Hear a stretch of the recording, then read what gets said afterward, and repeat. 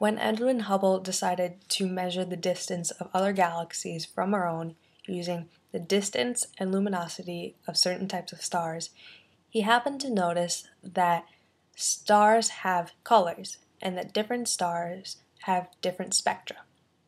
Now, while some stars were missing certain colors, he did happen to notice that all the stars were shifting towards the red end of the spectra.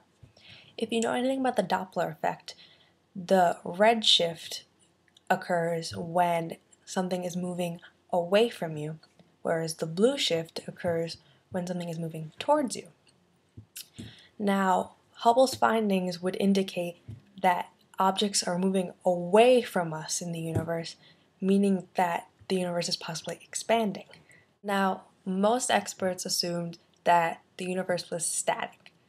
Alexander Friedman assumed that the universe would look the same if it was observed from any place or from any direction.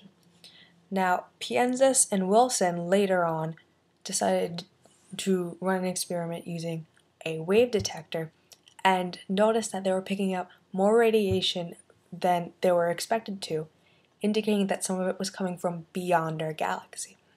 And this was consistent regardless of the time of year or the time of day.